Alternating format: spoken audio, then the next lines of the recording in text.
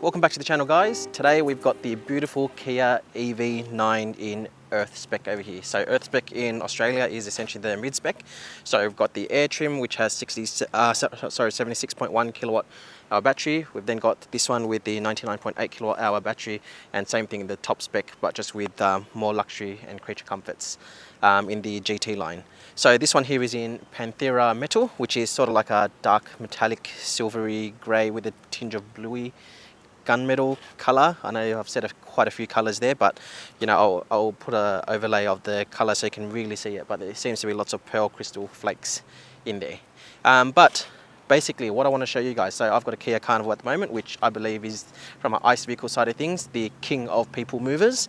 And so we want to see from an EV perspective, does this live up to what all the reviews have been saying. And so first thing that I want to do is show you guys the seating positions and how much space you actually have, because you know, in life when you buy and you commit to a people mover or anything that carries more than 5 people, you know, it's a big commitment, and you want to make sure that everyone is comfortable and satisfied with whatever it is that you're going to be doing. So let's jump straight into the video. We're going to go through the front seats based on my seating position. We'll then go through to the second row and then through to the third row. I also actually do have video that I'll play after this section where we do compare to the 2024 Kia Sorento GT-Line, which is the latest in the ICE vehicle side of things of the 7-seaters for Kia, and then I'll compare it to space and seating in my own Kia Carnival, which is the current shape as well. So let's get on to it. Alright, so presume you can see me there. Right now I'm going to show you my seating position. I'm about 171 centimeters. So seating position in the front, driving position is going to be fairly similar, and you can see I've got heaps of space over here. I'm quite comfortable. I'm not the tallest, so again there's lots of head space too, and even if I close the door, you know, there's enough space. So again, this is a really big car though. It's 5.15 meters long. So again, as you can see here, I'm pretty comfortable. There's a fair bit of space there. And so let's look at the second row. So the second row, you guys may potentially see over here that these 3 seats are actually individual seats that can move back and forth. You can actually remove the middle one totally out if you want. So you've got a full walkthrough straight into the third row. In terms of this one over here, it's I guess based on my seating position in the front seat. And if I get into this, you can see again, I've got quite a lot of space over here in front of me. And then if I move to the middle, there's even more space over here. And then the third seat, again, depending on how you want to move, you'll have plenty of space. This bit here in the middle, if you can see that for the center console unit, there's nothing that kind of slides out or anything like that. There's no additional drawers or trays. There's just a little tray spot here, but no additional trays to like pull out. They have catered for your feet to go under, even though this bit sticks out. And again, I'm fairly comfortable. I am a bigger person, so my arms do kind of cross over on both sides over here. But when you do fit kids seats, you definitely can sit in the middle. You probably won't be as comfortable, but it is possible. So we're now going to go through to the third row. So let's bring the camera around. Okay, so based on how you need to move this seat, you've essentially got a lever here just to drop this down. Oh, forgot to mention, you've also got armrests here, so you're plenty comfortable. When you pull this here, that goes out and then it goes through. So that essentially gives you all the space at the back. So in terms of how much space is there at the back, I'm actually going to bring this camera with me.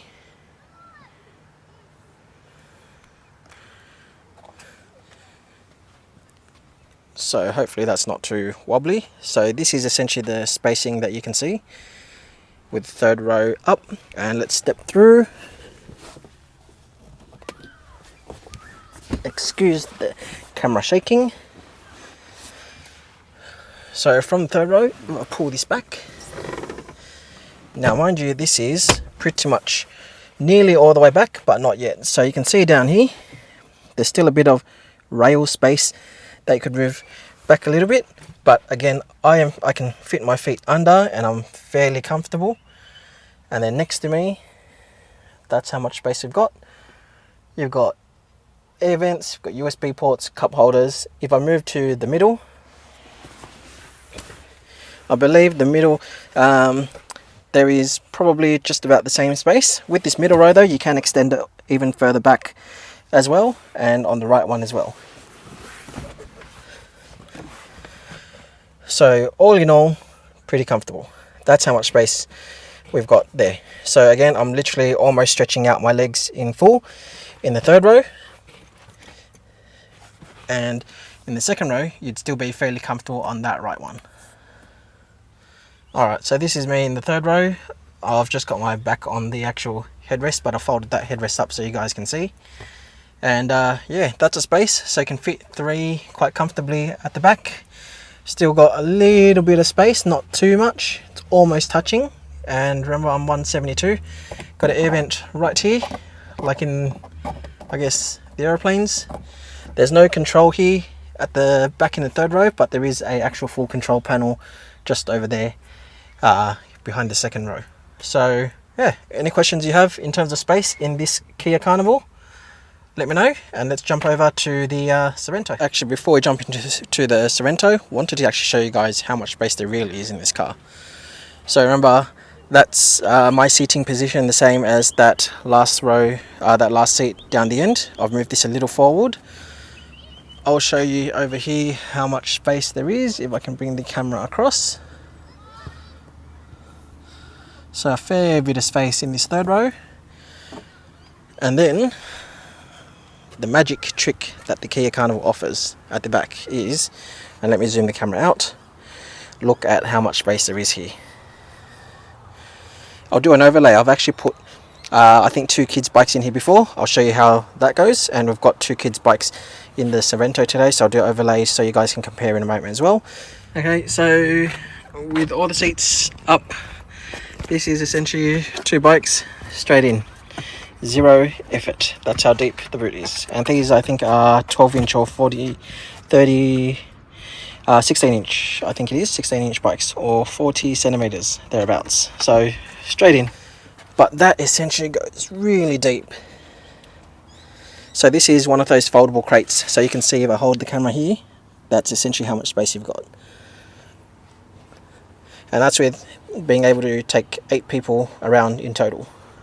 So anyways, let's jump over to the Sorento. Alright, so as a reminder, I'm 171 centimeters. So here's my comfortable seating in the Sorento. I'll take you guys for a tour in a moment of the interior, but this is essentially my seating position. Quite comfortable there. Alright, and what I actually wanted to cover off first was child seats before I actually take one out to show you guys and how to get to the third row. So if I zoom out, here you can see this is a Britax MaxiGuard Pro, I think it is, and that's MaxiGuard. So with the 2 seats here, and me being 171, that's how much space you have to get in, so no issues getting in. However, if I hold this further back here, you are definitely going to struggle to get a third adult in between based on these 2 seats.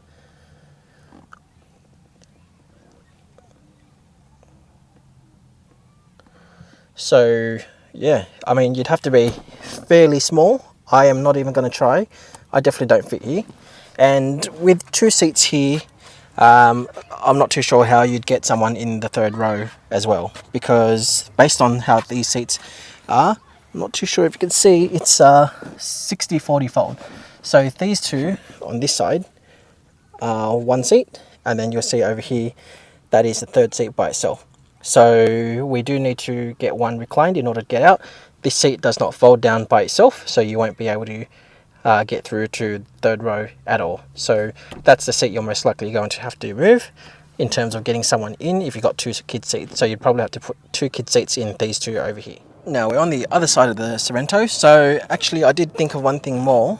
The only other way you'll get someone in realistically is if you somehow can get them across like that.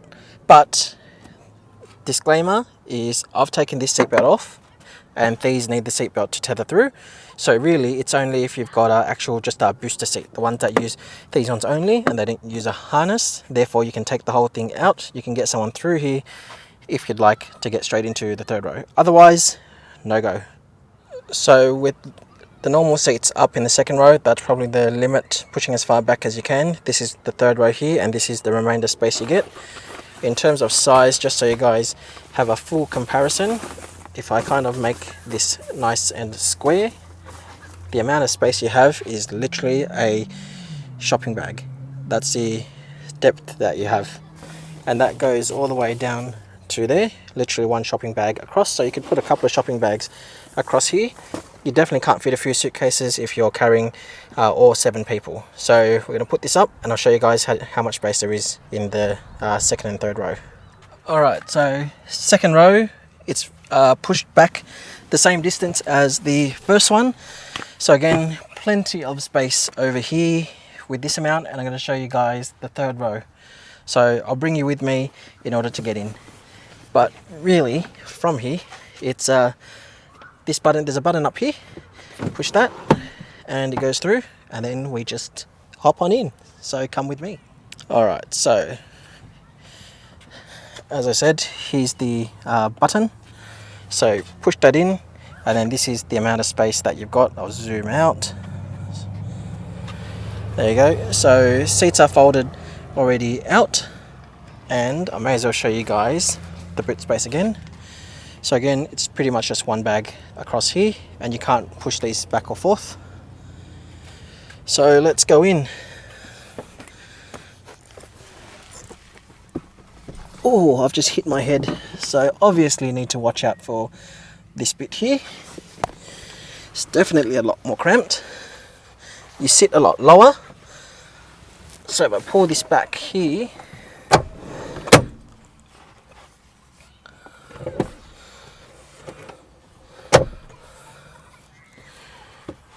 so based on this side, which should be the same as how we had this side across, if I move in,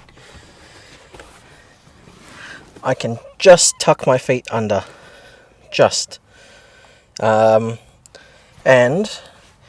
I don't know if you can see this, but you are definitely a lot closer to the ground in these third rows as opposed to the Carnival. So that's as far as I can zoom out, so hopefully you can see that. And what that means is my legs are a lot more bent over here, because it's almost as if I was squatting, almost. So bringing back the space from a knee side of things, look, realistically there is still space over here. So this is it. Now remember, this is a 7-seater and the Carnival is an 8-seater, which is over there. So it makes sense that this is realistically a 7-seater, because when your legs are bent over here like mine are, they're a bit higher, you do have to kind of open your legs or stretch out a little bit more to make yourself a bit more comfortable, and therefore there's most likely no space for anyone besides this one here. So yeah, you've got air controls over here. You don't have any air controls in your second row. They don't get any of that. Only the front driver and passenger can control that. And yeah, there's another vent over here along with USB-C ports.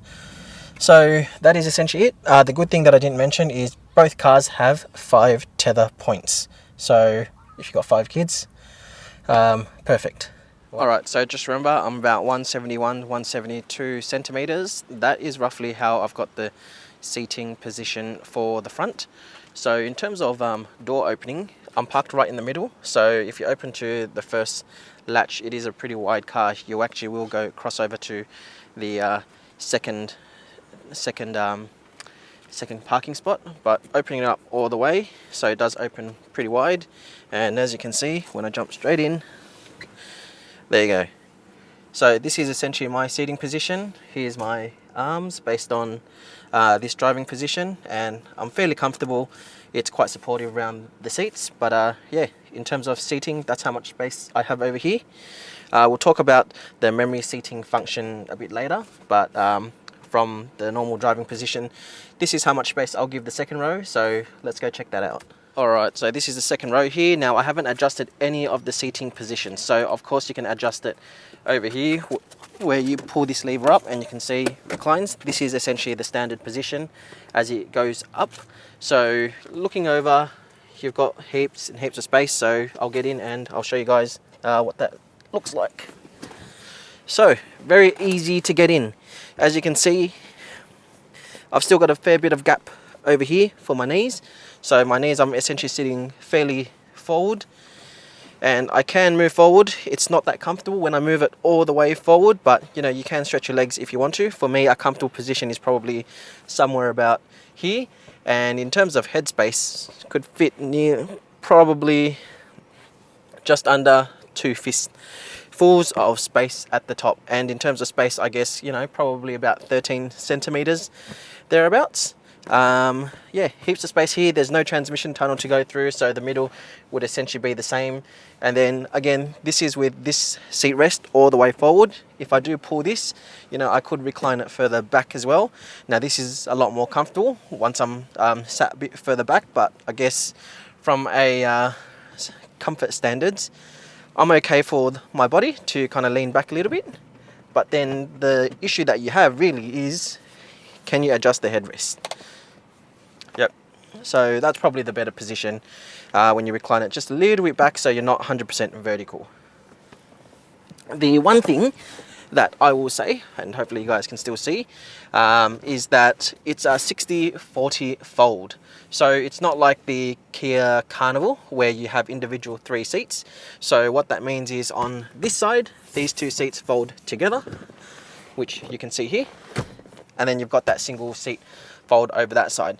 The downside in Australia is that this side is the curb side. So what that means is when you are folding the seats, these 2 need to fold at the same time. So let's have a look at the third row and entry space into the third row.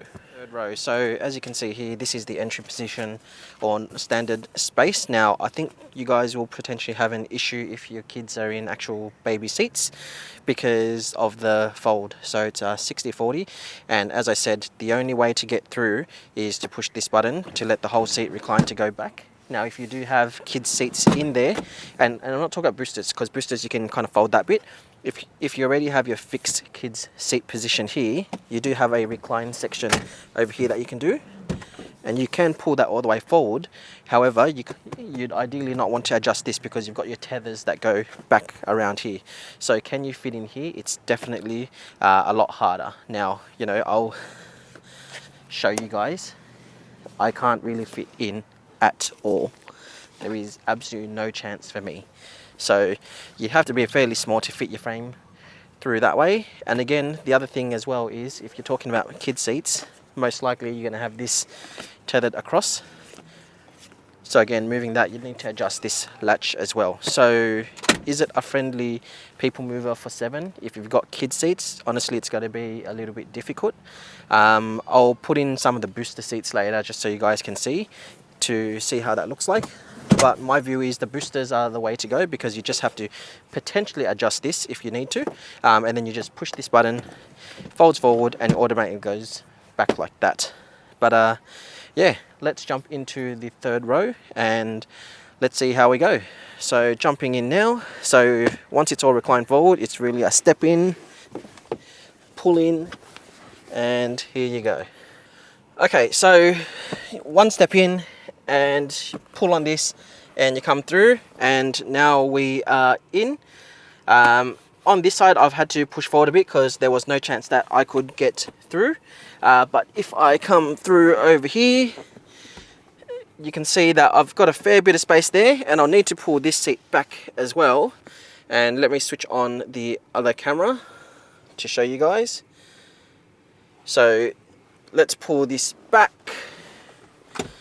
So based on the stock standard position, you guys can see at the front, I'm quite comfortable here in the third row. No issues here at all. And plenty of space. So I've even got knee space that you can see over here.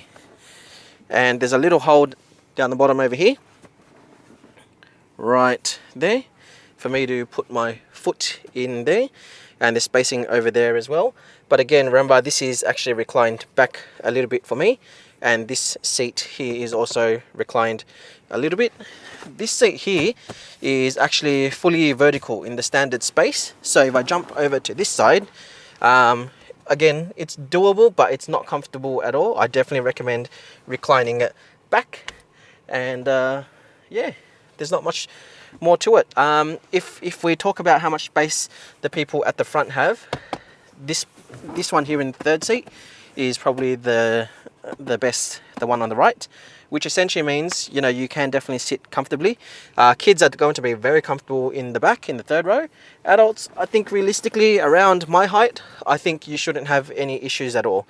The big question is how much luggage can you hold if you're talking about going on a holiday. But from just driving around, I personally don't see any issues. I am quite comfortable. How does it compare to the Kia Carnival? You know, at the end of the day, the Carnival sits lower, and so you've got more space over there compared to here. And let's talk getting out of the car. So you're out at a shopping center, you're out somewhere else, push this button, get out. This is how much space you have. It's going to be difficult in some instances because, you know, from a shopping center side of things, this is a wide car, right? There's no two ways about it. It is a big car, and so you really will need to open your door fairly wide. So I think in some cases people are going to struggle a little bit, considering how much space there is over there. So in terms of getting out,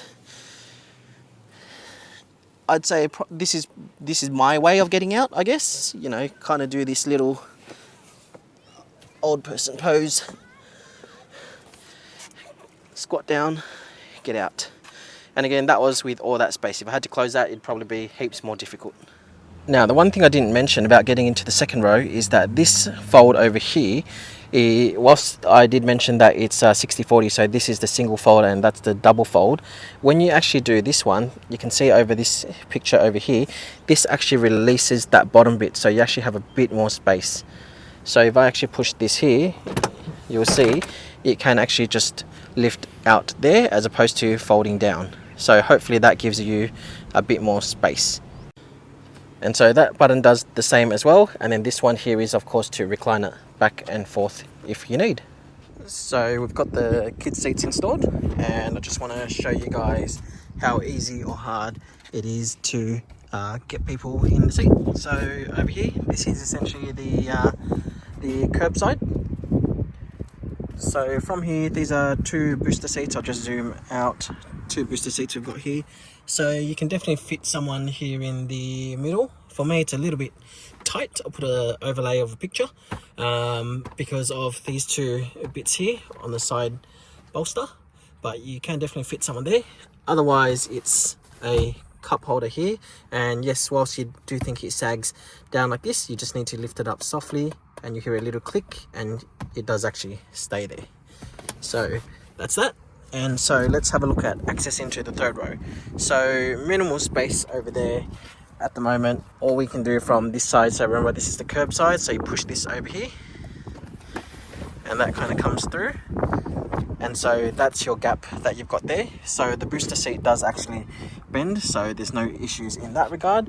So you'll just have to work around this seat belt, I guess just pull that with a bit of space, and then you can kind of climb on through, and that's the space you've got there if you're not pushing the seat forward. And I'll show you the other side.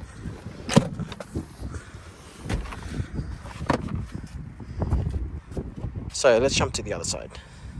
Alright, so this side here is the outer side, so the side that's usually on the roads. So remember, this side fully disconnects over here, so it makes the entry a lot easier. So you've got a button over here or you've got a button down there. So we're just going to go with this one. So when you push that, you can see the whole thing disconnects and rolls forward, and again you've just got this latch in the way, seatbelt latch, so a lot easier to come in. And again, that's the space that you have in the back if you want a lot of stretched out space in the front. So it's still comfortable for people in the third row, but still got nothing on the Kia Carnival. And yeah, there you guys go. That's all the space you have. So with 7 seats occupied, this is essentially the space that you're dealing with. So you can see this seat here is in the stock stand position. vertical, so you can store the most in this boot. This one here is reclined back, which was the, I guess, the more comfortable seating, for better use of words. You can just pull this down, you can adjust it a little bit further to that, so it's I guess a bit more acceptable in terms of space. Either way, this is essentially the boot. Now, being an EV, some people might say, yeah, is there storage in the bottom, like in a Tesla and some other vehicles? In this case, extremely minimal. You've got tire sealant here, you've got tow hook, you've got this rear cover blind shade thing, which realistically you can put. So it hooks onto here for the back, and then you've got one out there, and then it pulls over to here in the back. So it's only one place where you can put it, which is inside. So realistically you have to have the third row down, and then it hooks just onto here, which covers it fully up to here. But yeah, in terms of storage, there really is next to no space here with the tow hooks and all of that stuff. You really could potentially put, I don't know, bag of lollies, something else. You definitely can't fit something like a Type 2 to Type 2 spare cable in here or anything like that at all. It's not going to fit. Okay, so let's talk about the rest of the boot space. So this is essentially, as I said, all you really get with 7 seats in use. There's not much that you can see there. We can have a look at the frunk in a moment, but yeah, so these are adjustable. These headrests come up and they just pop down. Now, how much boot space do you have if you don't need the third row? So if you just use it as a 5-seater. So pull on that and just let it drop. Pull on this and let that drop. And there's the rest of your space. So with the third row folded down, that's essentially all the boot space you have. And so what if you need more? There is a button here on the right which folds the second row down.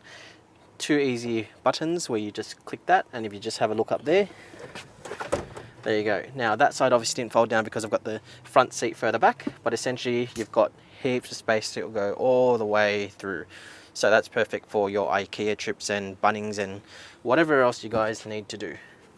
The issue is though, when you push these again, nothing happens. So it's all manual to lift back. But either way, first world problem, at least you've got all the space.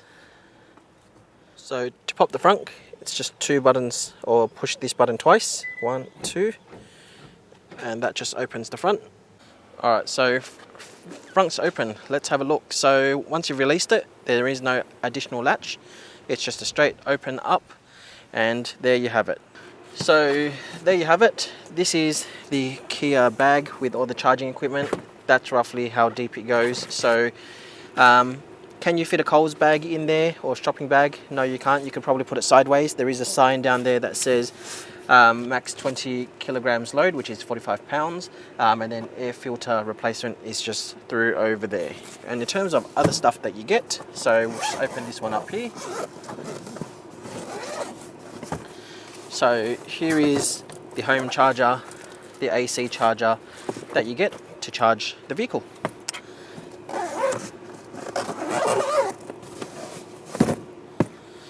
But that is basically it. That's all you can fit. Charging cable there. Realistically, the other cable that you could potentially fit in here is another Type 2 to Type 2 cable.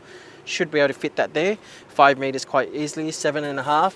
You know, if you coil it up right, you potentially could get that in there too. But really, it's just for charging cables only. It's not for storage or shopping or stuff like that.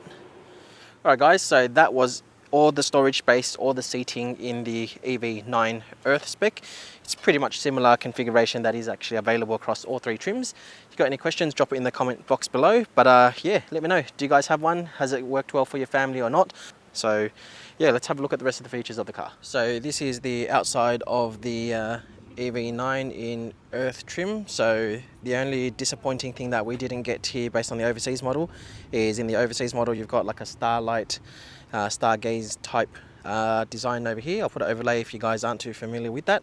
And then down the bottom over here we've got active air vent grills that you can see and you can probably hear. So I've got the car on at the moment. They will open and close to cool the car. And then you've got your 360 camera over there.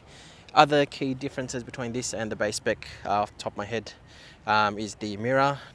In the top spec GT-Line you've got the digital side mirrors over here, but you do have 360 camera in this mid-spec variant here.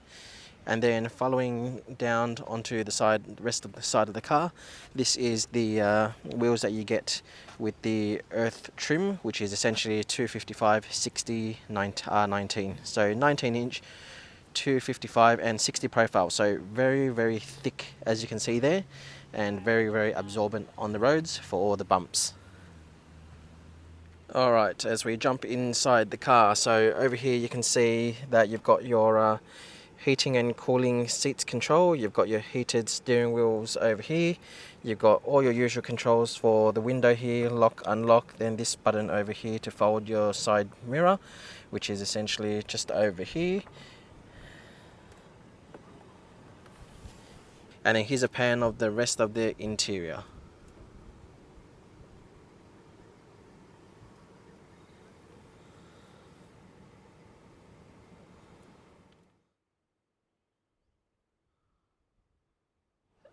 So in this mid-spec, in the Earth trim, this is soft meshy material. Reminds me actually of the materials on a lot of office chairs, so like your Herman Miller Aerons and so forth. There's soft cushioning over here, and then it's mesh here. It's actually quite comfortable and deceiving because if you look at the back over there, if I just zoom through, you'll see that those ones are fake leather appointed, vinyl, I guess potentially we call it, and as opposed to these ones here, which is mesh.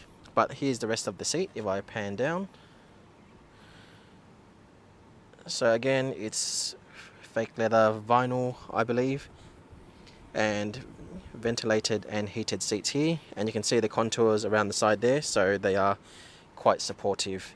And then coming back further out, you'll see that you've got your adjustments over here in this spec, so the usual controls to go recline back forward, and then you've got this bit here for your lumbar positioning for the back sides.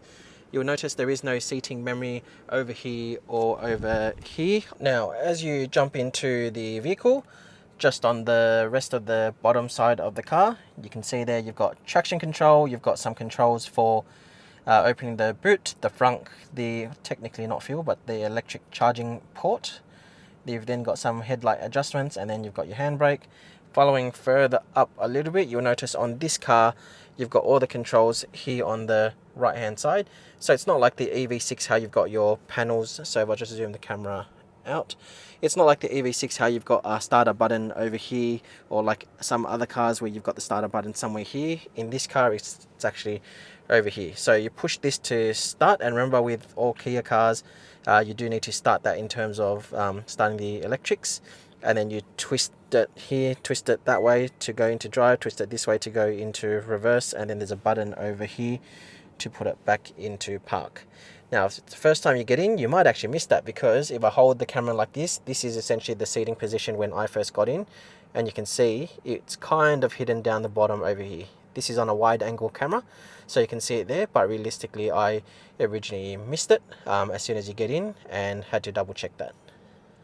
So other things, before we go into all the dash settings and everything, you can see here's the front normal dash. Behind this steering wheel here, which you may have seen in other reviews, you've got all your aircon controls.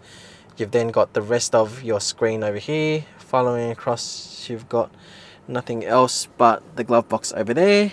Coming down further to over here, you can see there you've got USB-C charge ports, and you can switch that between data and charging only, and then you've got a cigarette lighter there.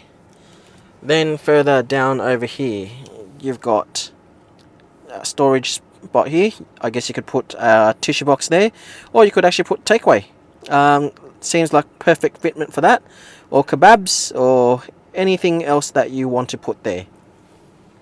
Further up here you've got your fingerprint sensor, auto hold, this is hill descent control, this turns on your cameras, and parking sensors.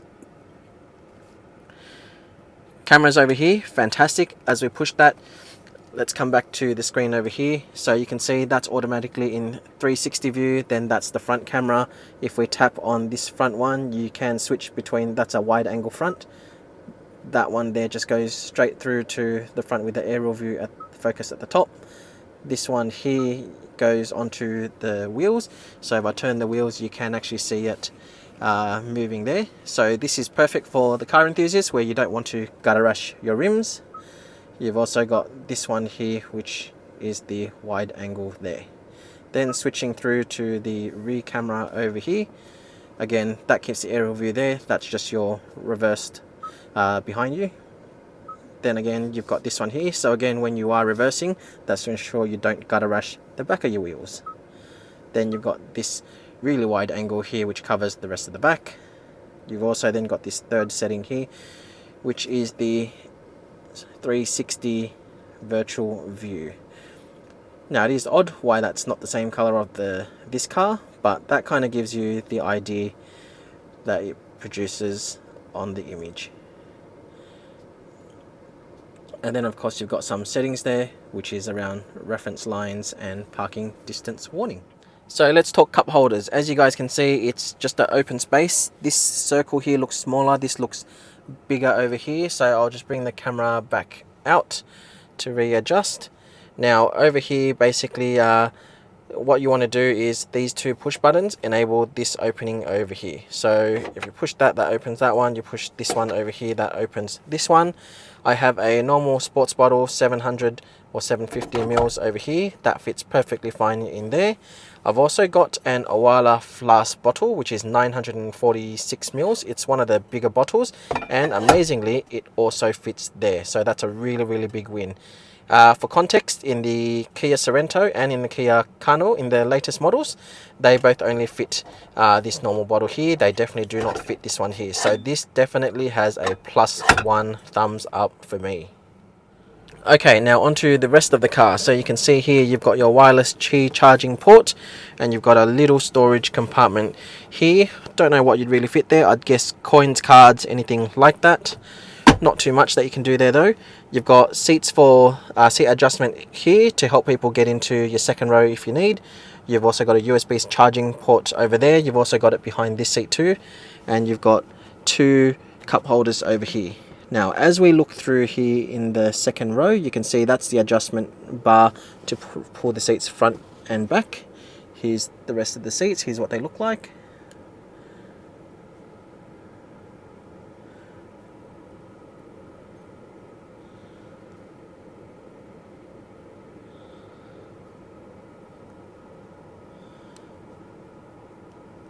And we'll pan around the top so you can see round aircon vents like in an aeroplane. It's a really nice grey finishing material here. And then up the top over here you've got lights on off, turn them on, and then Kia Connect and then SOS along with your rear vision mirror. So remember on the GT model you've got a camera there that you can set for the back, but in this case it's just the normal mirror that you've got there.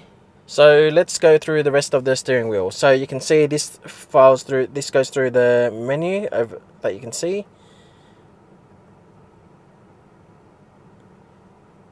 And then right here where it says tire pressure, you can scroll through so you can see tire pressure, you can see the power distribution, you can see current trip, after charging, since last reset, and back to tire pressures. Now this button here is to adjust your cruise control, so that's a cruise control there to set that speed. That goes through the different pages, that goes through the different sub menus within each page. Those ones are your safety assistance control, so that one's like lane keeping, that's like radar control. Over here through to the right side, that switches through like AM, FM radio, the different media. That one there is the audio for the car, or the the smart audio function. So you push that and you can give a command and hopefully it does it. That pretty much everyone has paired through to, if I push that button now, has paired through to, in this case, the driver assistant settings, and then you push it again and it should take you directly there, because no one likes this speed warning limit. So everyone seems to be turning it off. So really it's 2 buttons, one push on the steering wheel and then that button there, only because it keeps beeping at you ridiculously. And then of course that's quite fairly self-explanatory, which is the telephone there. And so the only remaining things really are these bits over here. So this bit here is to do with your volume, or you could push it down to turn on and off media. Then you've got these buttons here. Now it isn't a physical button, it's haptic feedback. So when you touch it, it kind of feels like you're pushing a button, but you're actually not, but they're just displayed here. Then you've got your temperature up, down, which you can do here. So you actually physically push it down and it adjusts. So you can see here on the top right, as I pull that down, temperature goes down, you pull it up, it goes up. And then you've got your fan settings there. They do show here, which is great because realistically when you're driving here, you really can't see any of that adjustment there. And so you can switch through different modes over here as well. And it kind of shows you in a little picture over there. Realistically, it'd be best if you could see that, but unfortunately you can't. And you really do have to move your head like that across every single time you want to see, because there's no use trying to do that, because you'd be way too forward, and you shouldn't really do that while you're driving as well. It makes most sense to just kind of tilt your head to the left to adjust that there. And over here in the front, here is the glove box. Let's see if I can cover the glare. There you go. So fairly deep, it goes quite a way in, and you can see just the manual that we've got over there. So you can fit heaps of stuff in there. So let's get into this second row.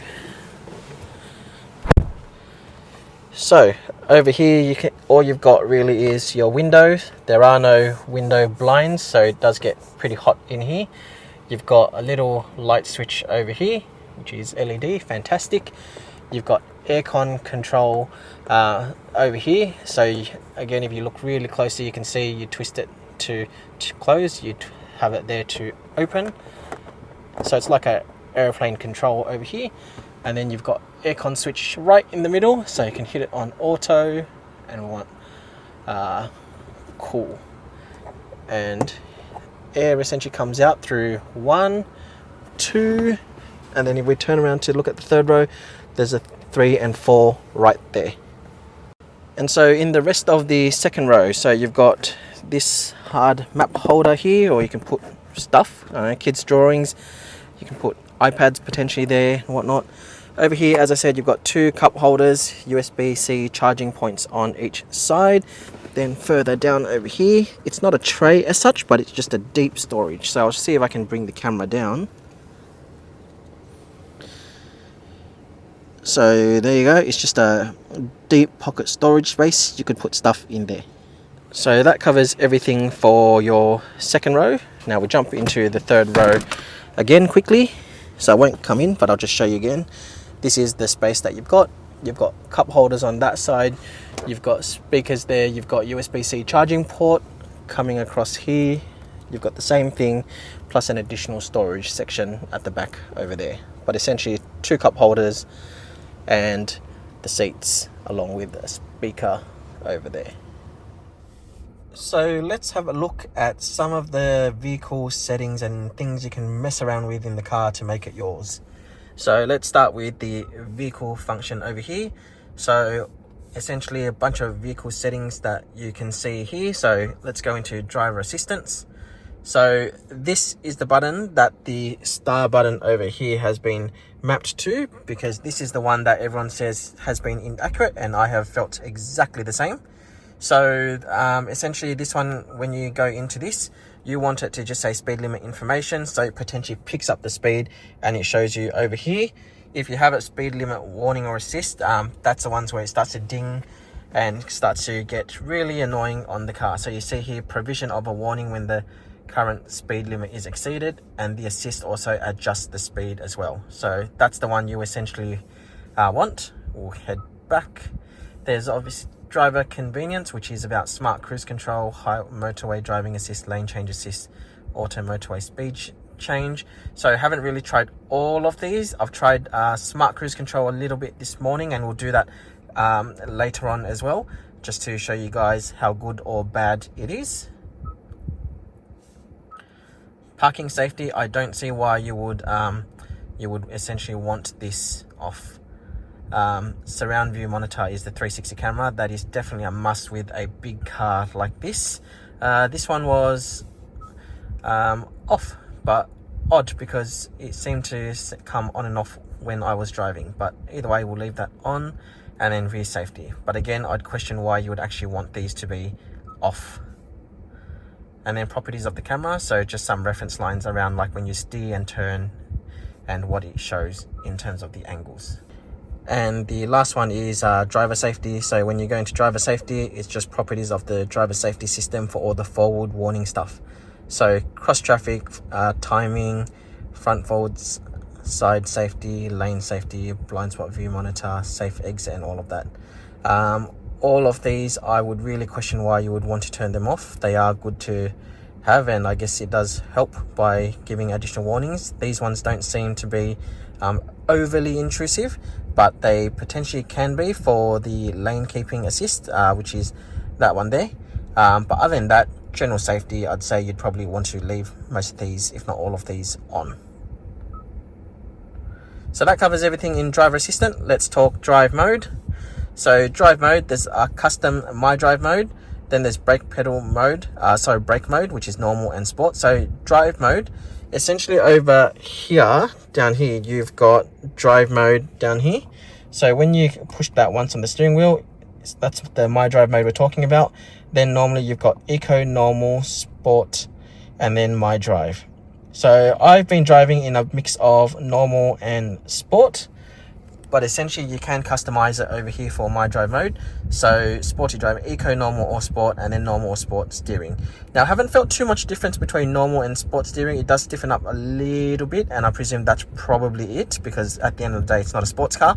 There is a massive difference between these three, eco, normal, and sport, and the main thing really is the responsiveness of the pedal and how much pressure is actually applied for acceleration when you do put your foot down.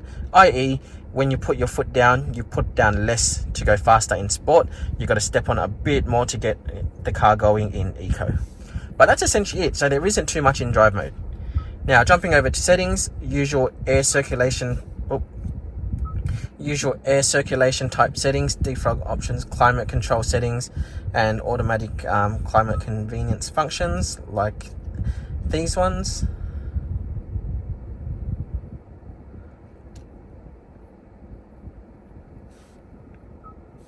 And then you've got some seat settings too, steering wheel warmer and driver seat warmer ventilation, just based on some automatic settings. Currently got these off. Lights, here's the funky one. So you've got ambient lighting all over the car. So you can see this is a bluey green theme that we've got over here. So that's a bluey green theme.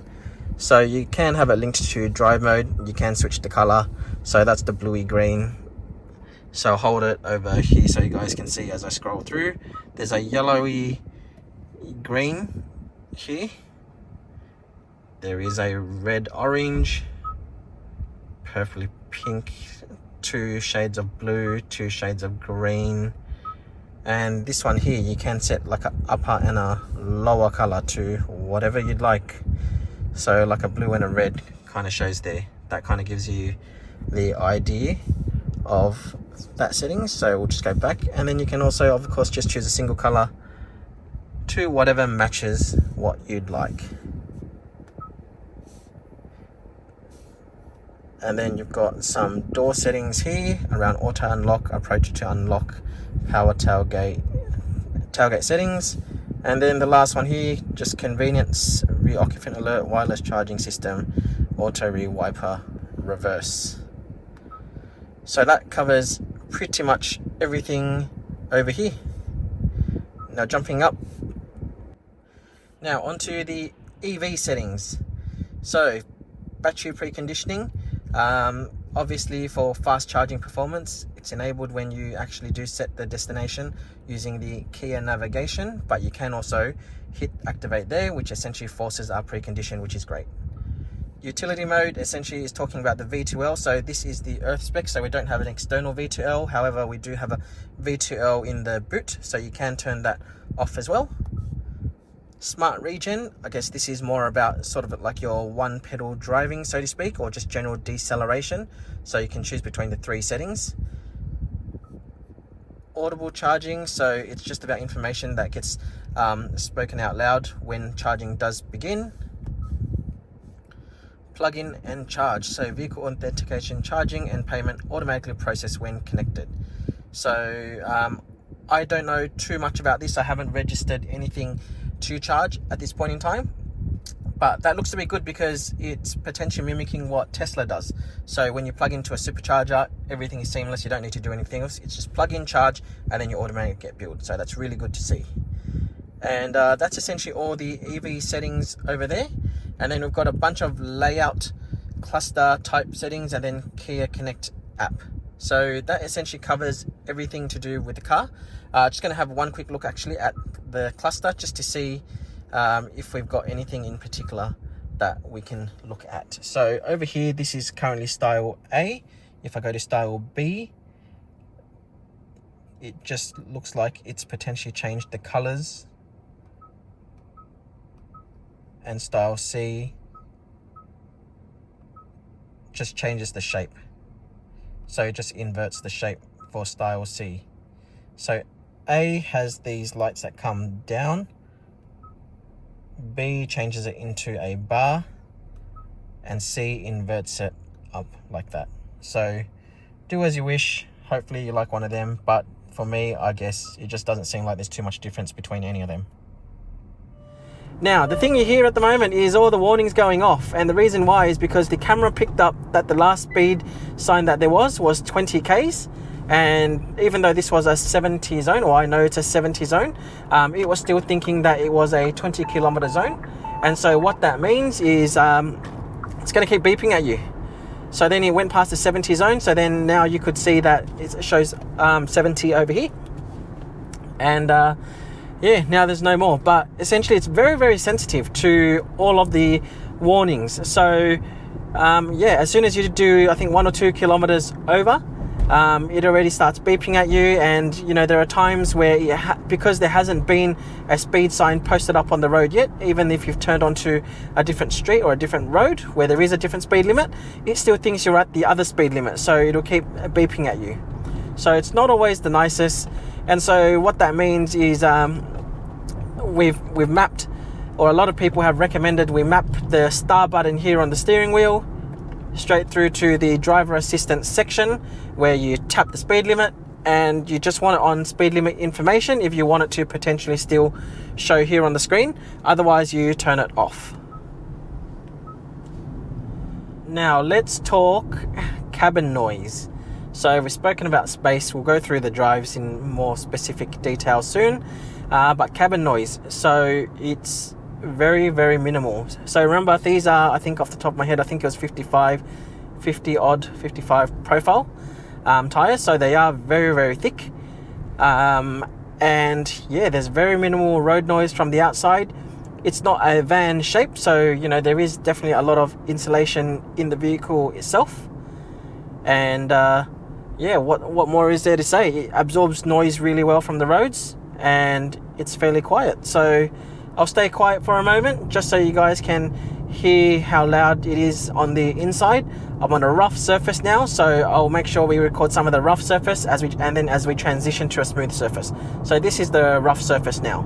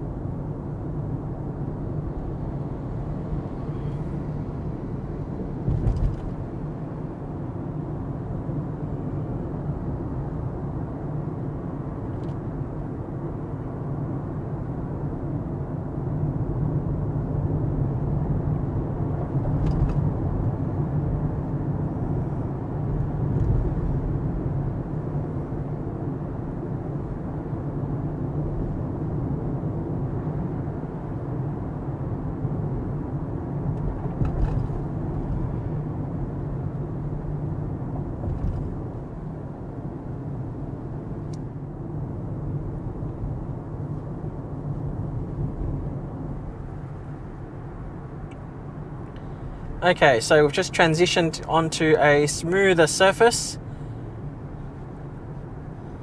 So this is essentially the inside cabin noise, and we're actually heading through the tunnel now as well.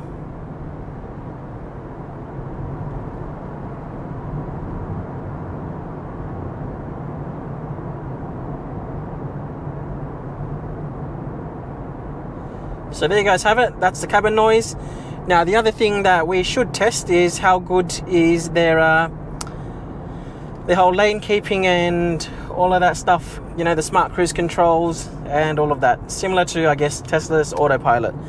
So to do that, you get towards the speed that you want to be at, and then on the top left here on the steering wheel, just hit that cruise control button or icon. Then I'm not too sure if you could see it on the back camera here, but you can see that it says here HDA 73 kilometers per hour at the moment, and we'll dial that up to the speed limit, or almost to the speed limit. We'll do 78 now, just because based on previous experience, the cars haven't held the speed limit as well. So to 80 kilometer zone now, we're doing 78, and you can see it's got the lane keeping distance control, lane keeping function there. It's also got the steering wheel function there as well, and so seems to be doing okay. We'll up it to 80 k's an hour, and this is currently on lane keeping distance. It was on level 1, which means I think it should be 1 car distance. So again, I'm just lightly holding on the steering wheel, foot's ready on the accelerator if I need to, or on the brake, and just lightly holding the steering wheel. So it seems to be following okay. Hopefully, I guess for your sakes or for the video's sake, we hit some traffic in a moment, so we can also test how well the traffic start-stop is. But at the moment, it seems to be holding 80 k's fairly well. And remember, I don't know if it's got anything to do with it, but this is on level 3 regen.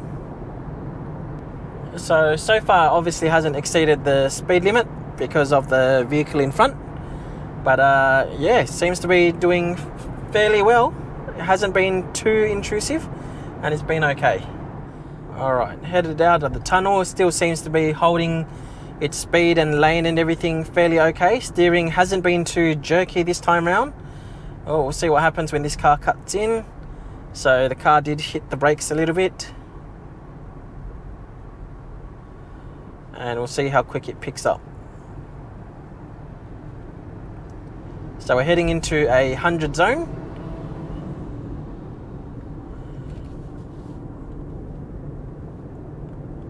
So might take it off so we can accelerate through to 100.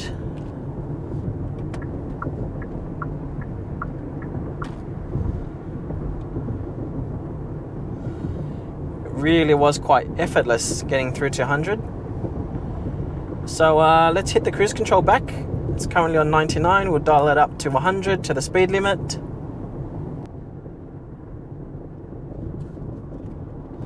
And looks like we've got some traffic up ahead, so we'll see how this car goes. So everyone seems to be slamming on their brakes. Got my foot on the brake, ready to hit it.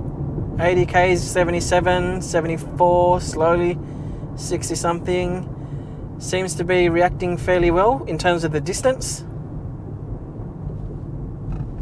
Oh, and it just hit the brakes pretty hard then.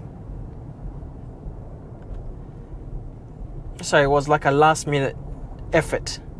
So it followed the car pretty much up until 60 something k's, and then it slammed the brakes down to 30 something.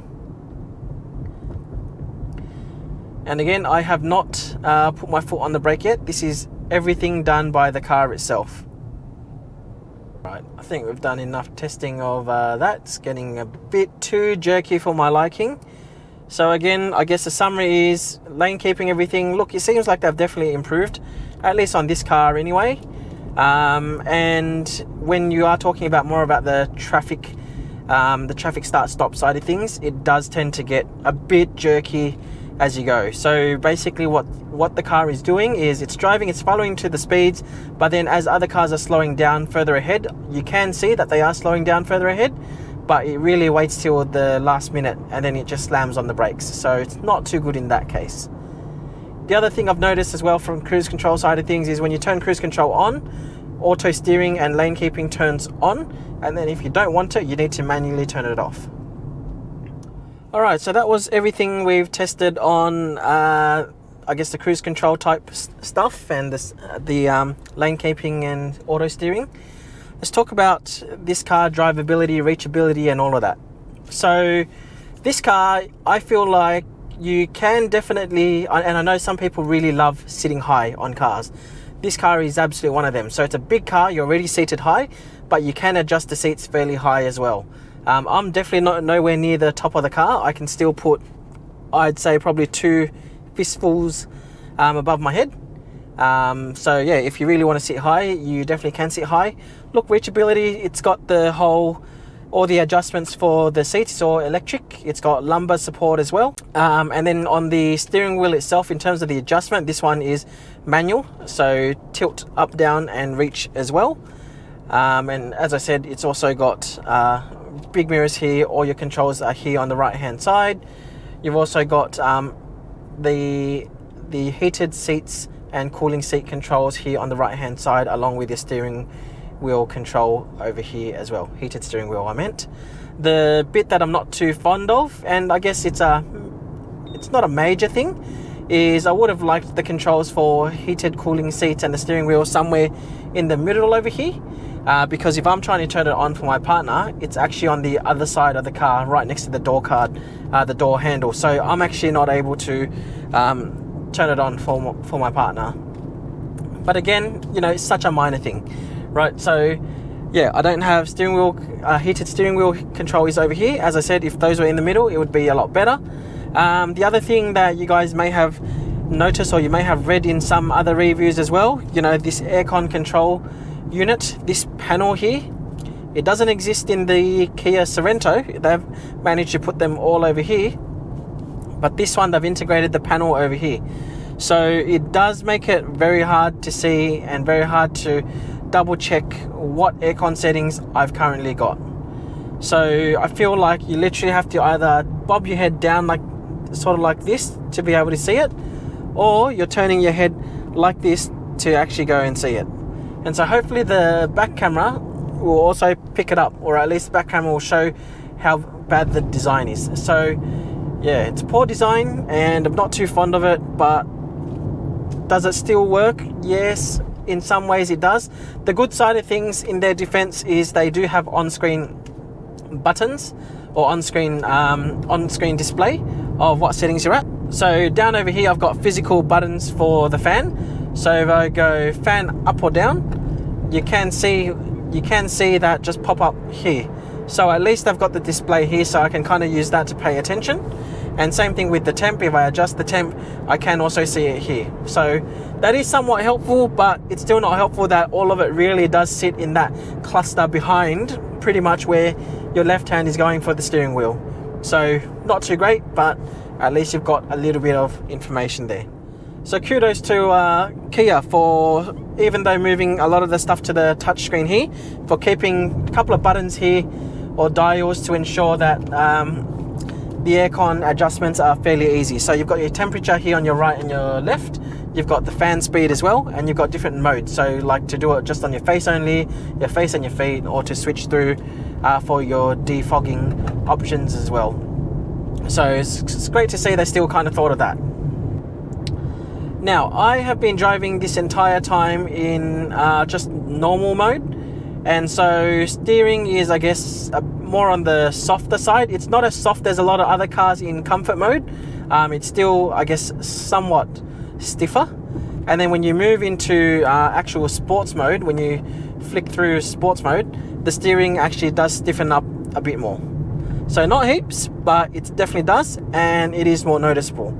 The one thing that you definitely notice as you switch between the modes is, as I mentioned earlier, is the acceleration. And what I mean by that, I don't mean by acceleration time per se.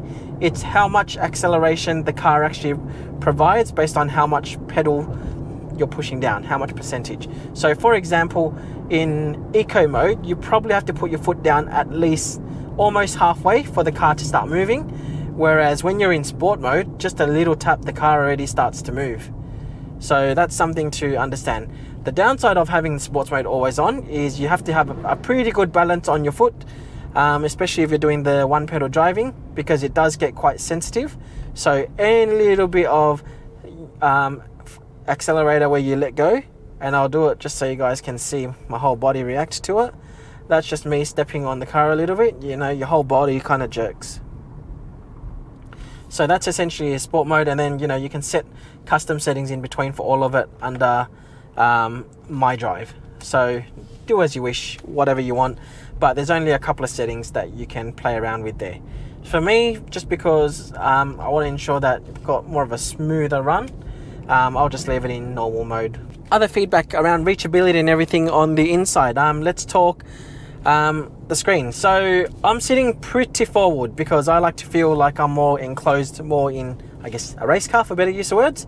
If you are sitting back, I guess, a little bit more, or you're taller than I am at about 171 centimeters, you probably may feel like it's easier, but I find that you do have to reach forward to touch the screen. So it's a fairly big screen, right? So, you know, to get to the corner, you still have to reach forward. Is it the end of the world? No, it's not, but it's more of a, how easy is it just to access buttons on the screen if you need to. And yeah, you do need to lean forward a little bit, even though I'm already sitting fairly forward. Other things here, as I said, side mirror, massive, fantastic. The side mirrors also auto dim, and they also defog. So, you know, when you're having your morning defogging, whatever you call it, or demisting, it will also defog that. And then when you're going through, I'm not too sure if it picked it up on the tunnel before, but when you're going through anywhere at night, or when there's lights shining from the back, it will also auto dim for you. So it's great to see. Now, the other thing I'd like to talk about is comfort in terms of the rest of the driving position. So, as I said, I'm sitting fairly forward because I want to feel like it's more of a race car. I like to ensure that, you know, it's really supportive, the seats are really supportive, and I've got a good handle on the steering wheel. The bit that, and, you know, it could potentially be called bad habits. I tend to like to lean my arm on the right over here, and sometimes on the left over here. Now, on the left over here, I've got that glove box compartment. I've got that closed. Based on how I'm sitting, that is more on the lower side, so it's not as comfortable, and there is no ability to lift it up, so it's actually like an armrest. And then on this side, because it's so thin, it's actually not comfortable at all. It's almost as if it's pushing on my funny bone, even though it's not funny. So yeah, it's not the most comfortable if you're a person that likes to just laze and leave their arm around as you drive. So hands on steering wheel, no resting, and if you do want to rest, you can rest on the armrest on the side, which is pretty much where the door handle is. But for the most part, hold the steering wheel and be done with it. Alright, we've spoken about a few drive modes, but what I didn't mention was the comfort of it. So I mentioned about the steering and the acceleration, but in terms of the comfort and the suspension, it seems to absorb very, very well. You know, it's on par to what I had previously in the Audi Q7. It does absolutely eat speed humps for breakfast. When you do roll over a speed hump, it doesn't hurt. It just absorbs it, and it does actually provide dampening so that you don't feel the entire hit. As compared to obviously like a sports car where with stiffer suspension, where if you do actually roll up to it, even if you're rolling slowly, there will be a bigger hit and you'll kind of jerk forward and backwards as you go. So for this car, it just absorbs it and you'll just drive straight over whatever it is you need to. So there's no issues or complaints there.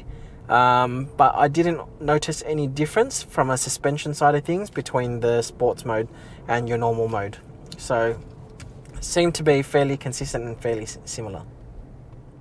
So let's talk about practicality. So from a practicality sense, I think what you need to understand is it's a 7-seater car that is very, very capable. In terms of being an EV, for us in particular, because we've got kids pickup and school drop-offs, it's very handy because you can potentially sit in the car, have the aircon on, and you don't have to worry about burning.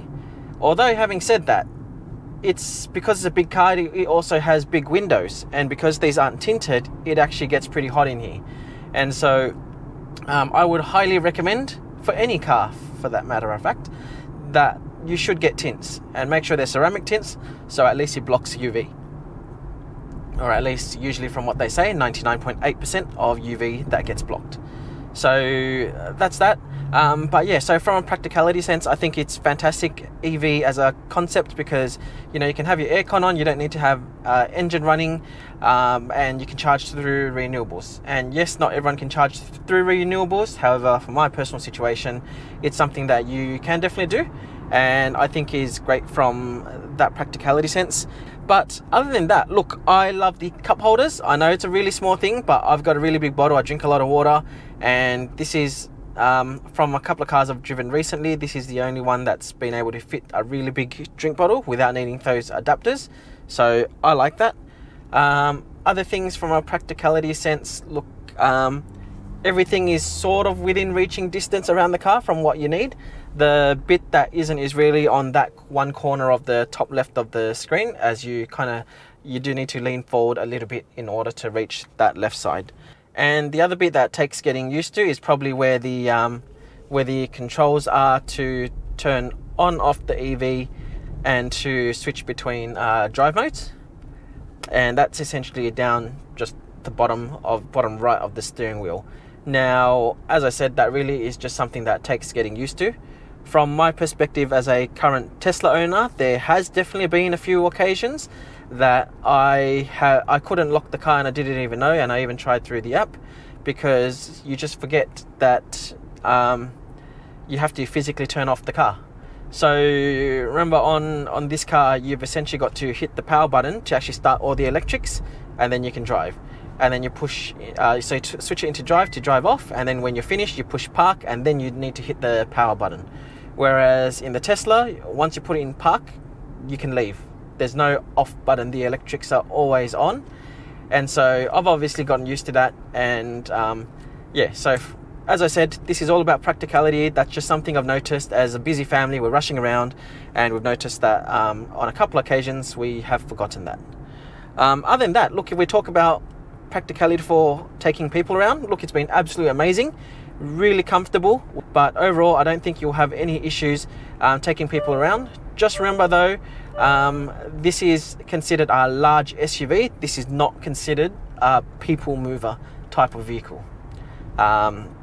So yeah, either way, it is something that, look, you guys can take many people, total of 7, including yourself, around, along with some luggage, not all luggage.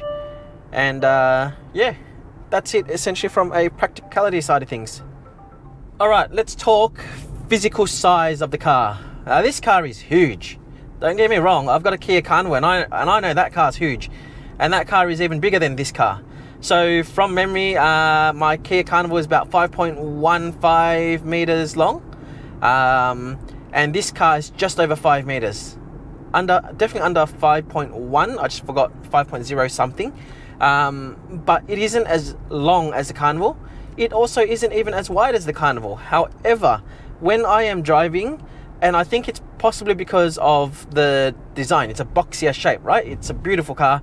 It's really boxy, it's really beefy. And I personally think that because it is such a big and boxy car, I feel like this car, when I'm driving, it is actually bigger than the Kia Carnival. So that's something to take into consideration if you're coming from a people mover, or a car that isn't as boxy in terms of the shape. It may take some time. Now, mind you, I've only had a week with this car, and yeah, I genuinely feel that it's a huge car, and it's potentially because of the bonnet line, but I'm pretty sure it's because the bonnet goes straight across, and then it's sharp edges that drop down. But when it drops down, where it drops down, it's actually not the end of the car. It's not actually the side of the car. It actually drops down to curve into more panels for the side of the car. So that's why, and I think it's also because of the higher seating position. It really makes you feel, even though it makes you feel really safe and really high and you can see everything, especially in peak hour traffic, it's fantastic. But yeah, it's not so great that it still feels like a really big car. Driving the Kia Carnival as comparison, and look, I get it, right? I love talking about tech. I love talking about EVs. I know the Kia Carnival is not an EV. However, from a people mover or taking more than 5 people perspective, this is my version. So, yeah, as I said, in terms of the comparison, the Kia, because it's a smaller front for where the driver sits compared to the bonnet, that doesn't feel big. So the car actually feels more nimble. Whereas in this car, the car itself, it just feels really big, although it feels really solid as well. The downside for the Kia Carnival, and this isn't a Kia Carnival review, is that when you turn around or you're driving around, you really do feel the car is massive because of the extended back, for the reason why it's a really good people mover. But yeah, sheer size, physical size, it is absolutely big. The other thing I have noticed is when you are parking in a spot and you're opening the door, any door, you are pretty much exceeding your parking space. Now, I know for some smaller cars, obviously that doesn't happen, but even the first click of the door when you open it, it already exceeds your neighbor's spot.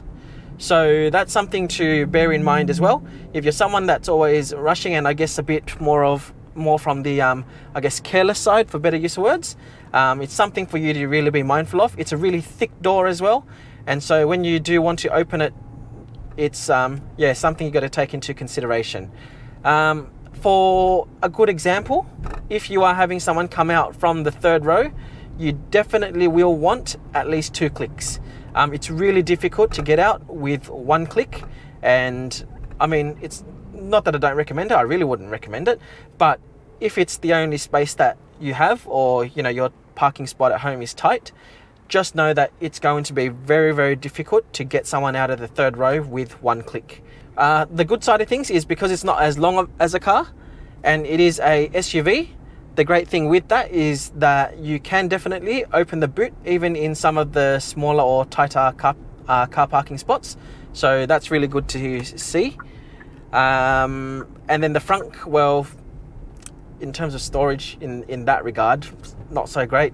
You may have seen earlier, essentially you can put your cables there, and that's pretty much it. There's nothing more you can really do. And then boot space. Boot space is great. Look, it's like a typical large SUV, right? You've got plenty of space as a 5-seater. When you do increase it to utilize the 7 seats, it is extremely limited. And you can fit about 6 shopping bags at most across the side. So that pretty much puts the limits of the boot space if you are taking 7 people. So if you're talking about taking 7 people on a road trip plus luggage, it's going to be really difficult. I think your only possible way, so you obviously won't be able to take suitcases. You probably will have to pack like duffel bags, and then you can stack them on top of each other, and that probably will be possible. But for the ones that usually travel with small suitcases, even if it's for a road trip, you know, you can forget about it if you're expecting to take multiple suitcases and 7 people in total. And then, yeah, we'll talk about the rest of the interior space at the moment. But basically, all I wanted to make sure you guys are across is this car feels massive. That's the underlying statement. So even though it's smaller than the Kia Carnival, if you guys have driven that, it is definitely bigger than the Kia Sorento. I'd say, look, if I had to compare it to European ICE cars, I'd say it's probably on par with between a BMW X5 to X7. It is probably Audi Q7. It's definitely smaller than a Nissan Patrol, smaller than the Toyota Land Cruiser, and yeah, that's probably, I guess, a good couple of examples of the comparison in terms of size. But you do sit pretty high up, so ultimately I think it's pretty nice. Okay, so let's talk range. So I think from memory, at 100%, when I picked it up, it said about 530 odd kilometers that I could drive. I have essentially driven, let me just have a look. We're down to pretty much about 10% now. Let's flip over to since last reset. Okay, so down to 10%, you've got about 50 Ks left. 407 kilometers. We've done 20 hours, 25 minutes in this car, with an average of 19.5 kilowatt hours per 100 kilometers. But essentially the car itself showed about 535 or something like that in terms of actual drivable distance, and based on my drive for the past week, we've done 407. Now 20 and a half hours is a really long time, so I guess my disclosure, I guess, in this regard is you can't just say that this car has done pretty much 400 Ks down to 10%, because a lot of the 20 and a half hours that I have been sitting my backside here was recording content, sitting there waiting to pick up kids from after school or out of school routines, personal things, and just testing this car and everything. So not all of that has been actual driving. So I would dare say you could definitely get more than 450 Ks out of the entire recharge, I guess, for better use of words. Or you could get around 450 from a full charge with no problems, assuming you don't just sit there like me. However, taking the benefits of an EV, it is something that we do based on our lifestyle. And so based on our lifestyle over the past week, essentially a full charge should get you at least 420, 430 kilometers with still a couple of percent to go. And yeah, and you know, the other thing as well is I'm doing this more because I've got this press car for the week. It's not actually my car. If it was my car, I definitely won't be sitting in the car that often every single week to test things. You know, I'll be sitting every now and again to make content for you guys, but definitely won't. So yeah, so based on that, range said 530 something. We have done just under 408. We've got about 10% left. An average of 19.5 kilowatt hours per 100 kilometers. How does that stack up to some of the other vehicles? I'll put an average for the Tesla Model Y, Model 3, Polestar, BYD. I'll put a couple of those averages here so you can see. But what you do have to remember is this is a big car. It's over 2.5 tons, more towards the getting towards a 3-ton mark. It can carry 7 people. And in some instances, you know, when you carry more people, it adds more weight, which means it impacts the usage. And the law of physics say you need to use more power to get things moving. So, yeah, that's essentially a range. So 530 something down, 408 is what we've done, down to 10%. And, yeah, there's not much more to it. In terms of how I feel from a consumer side, if I actually own this 500 something and to be able to drive 400 something, is that acceptable? Look, in my head, I think that's acceptable. 400 something for before you have to charge is pretty decent. And the other thing to consider, I guess, you know, you'd probably only do this if you were going on a road trip. Now, obviously, a road trip, you'll have different mileage because of more wind resistance and drag when you're on the highway. So we'll have to test that another time.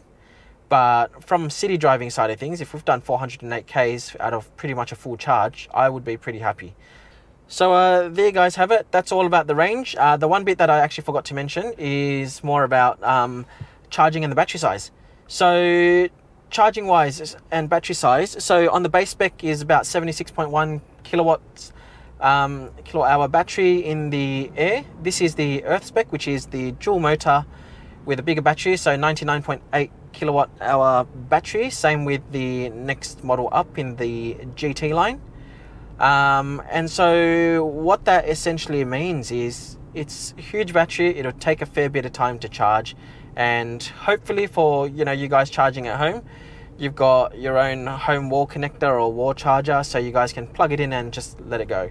So the great thing really from my perspective is because it's got a big battery and it's also capable of taking 7 people around, it is pretty much one of the best EV road tripping cars you can take for multiple people, obviously. So yeah, as I said, 76.1 in the base, 99.8 in this one. You can potentially charge it at home. It'll take you a really long time. It'd be overnight for sure if you were down to 10% easily. For context, I I did use a 22 kilowatt DC charger just earlier on, just to test it for a couple of minutes. Now, when you put in 22 kilowatts at say 13%, it would take roughly 4 hours at 22 kilowatts. So, you know, if you just do it vaguely, 8 hours at 11 kilowatts to charge all the way up, and then even longer if it was 7 kilowatt single phase. All right, so let's talk price. So this spec I'm driving, remember, it's mid-spec, just under $121,000 drive away in New South Wales. It's a lot of money.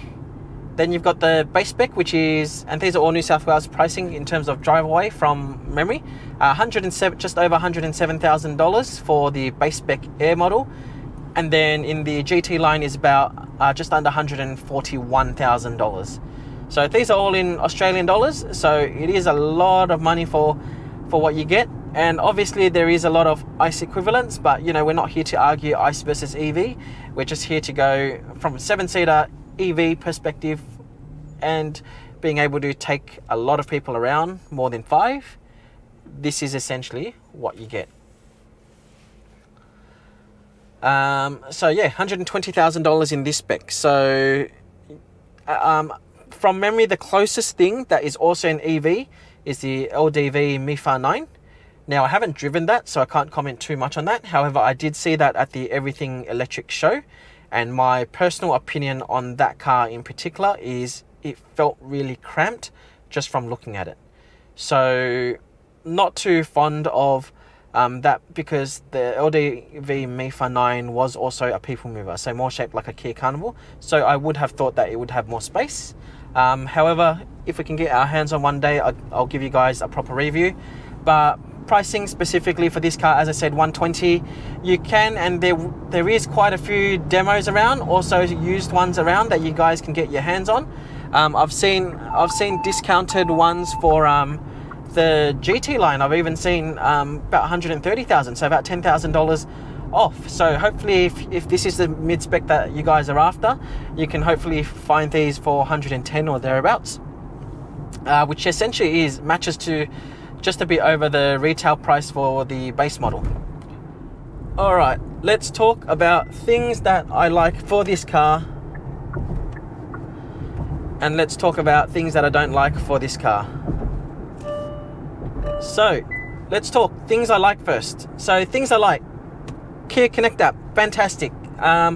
It's not as intuitive as the Tesla. It doesn't look as beautiful.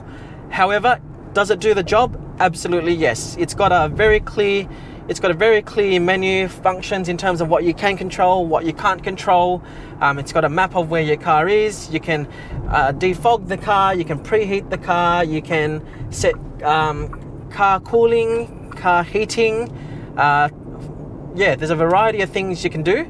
The thing you can't do, which I'll talk about or add on, is pretty much no phone key. But yeah, let's continue the things I like. So Kia Connect app, I like how it's got that. I like how Kia has included this for 7 years at no cost when you do buy it brand new. And it is included as a part of the vehicle purchase. So that is really, really good to see. What I also do like is, even though this car is over 2.5 tons and it is an SUV and you are sitting high off the ground, there is very minimal body roll. So that's the one thing that I really don't like about our Kia Carnival, and it's driver feedback and the body roll. So for this car, I felt even if you've driven a bit faster around the corner, still within legal limits, there is minimal body roll, and this car just takes it and it just gets you through. And being an EV, it maintains speed limit or increases or takes you to the speed limit very, very quickly. So I really like that.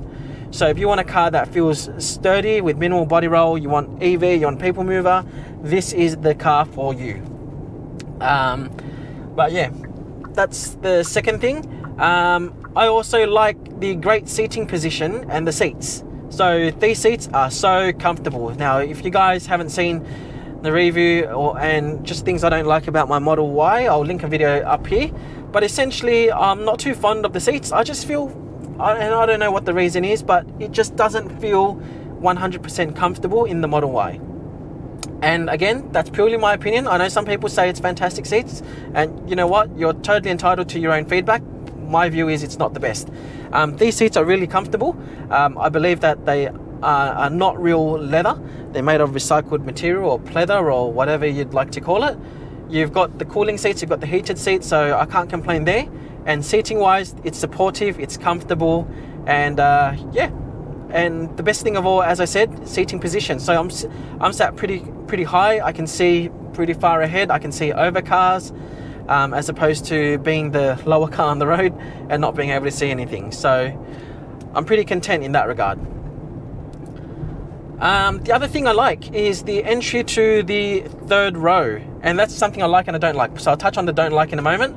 But what I do like is the fact that for the single seat side, it actually fully disconnects from the seat and it lifts up so you guys can actually get in. It's not like your traditional SUV where when you push the button, it just flips, for the seat kind of folds forward, and then the whole, you just slide forward and backwards like in a lot of other cars, or like the main split on the 60 side, not the 40 side. That essentially means you have to recline the seat and then push forward on the rails. So the second row single seat, or the 40 split, that totally disconnects and lifts forward, so it gives a lot of space to enter into the third row. So I really like that. And then look, just the shape of the car. I think it's a beautiful looking car. I love how the LED lights are shaped, the front, the back, you name it. I think it's a really good looking car. Now, let's talk about the things that I don't like, or the quirks. So, the things that I don't like. First of all, let's talk about the beeps and the driver aware attention, whatever or the proper terminology is called. There's so many beeps. You guys may have seen it or heard it in other reviews. It really does get annoying. And the main thing for that is because there's not always a speed limit permanently mounted up on the roads wherever you go. So, as an example, right, I am in a 80 zone now. Imagine if this was a 50 zone and I then head into an 80 zone, if there was no speed limit for the 80 zone yet, the cameras would have picked up that I was in a 50 zone and it would be beeping at me to say how you're doing over the speed limit. And then the other thing is there's a sensor over here that supposedly looks at your eyes. If you're changing music or you're just, looking on that side or checking your rear mirror, sometimes that actually will come up and say, and give you a beep to say, hey, eyes on the road, mate. So yeah, that's one thing I don't like. Next thing is, and this is a really first world problem, I'm not too fond of where the buttons are at for the cooling seat, heated seats, and for the driver, the heated steering wheel. So it's here on the right hand side next to the door handle. I'll take a photo for you guys just to see. But on the passenger side, it's also all on the other side. Now, if you wanted to warm up the seat or cool down the seat for your partner, you are not able to do that. That's all there is to it. Like I said, it's a first world problem. I would have preferred it somewhere in the middle, or even if it was on screen, to do that, but just not something that I can do. The next thing, which I guess is more of a quirk or a question, is fingerprint. Is this one of the technology things that have existed that no one's asked for, or where did the concept come from? I would prefer traditional buttons to be able to save seats and just to push them. And maybe it's because you can set more profiles than two, as an example. But I wasn't able to test the fingerprint in this regard because you needed two keys. And being a press car, I only had access to the one key.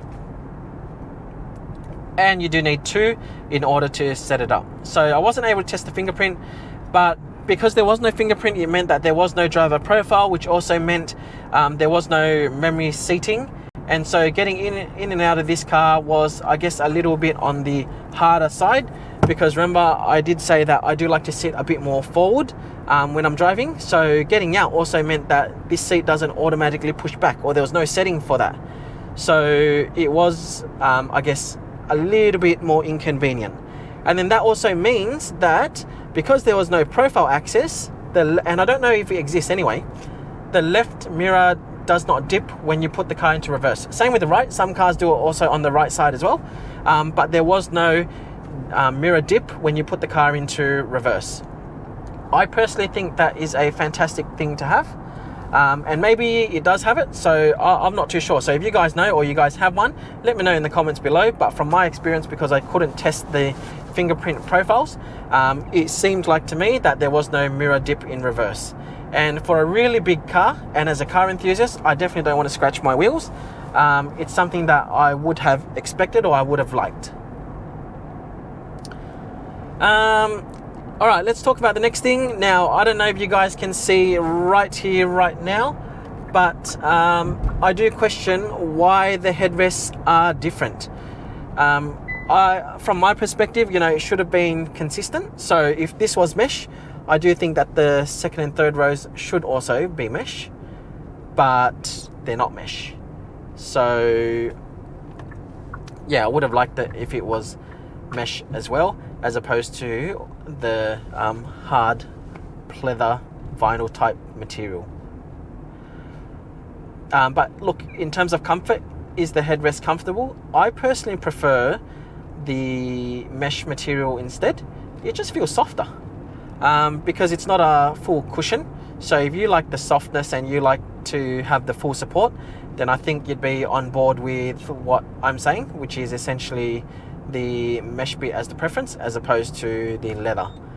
All right, next thing I don't like, or I think is a bit odd, is probably putting the car into drive or reverse, and the fact that I need to step on the brakes even if the car is at a full stop, even if I'm on one pedal driving.